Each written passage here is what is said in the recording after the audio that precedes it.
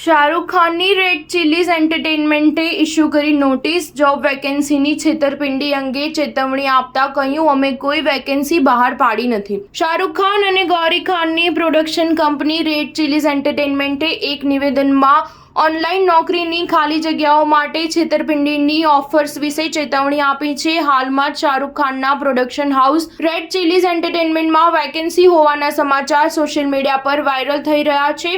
હવે red chillies એન્ટરટેનમેન્ટે આ vacancy અંગે નોટિસ જાહેર કરી છે અને લોકોને સાવચેત રહેવા માટે પણ અપીલ કરી છે. રેડ ચિલીઝ એન્ટરટેનમેન્ટે તેના ઓફિશિયલ ઇન્સ્ટાગ્રામ પર એક નોટિસ પોસ્ટ કરી છે. પ્રોડક્શન હાઉસે નોટિસમાં લખ્યું છે, અમે જોયું છે કે સોશિયલ મીડિયા પ્લેટફોર્મ પર રેડ ચિલીઝના નામે લોકો સાથે છેતરપિંડી કરવામાં આવી રહી છે. અમે તમને સ્પષ્ટપણે જણાવી દઈએ કે અમારી કંપની દ્વારા કોઈ પણ પ્રકારની નોકરી અંગે કોઈ માહિતી આપવામાં આવી નથી અને ન તો તેને સોશિયલ મીડિયા પર ફેલાવવામાં આવી રહી છે.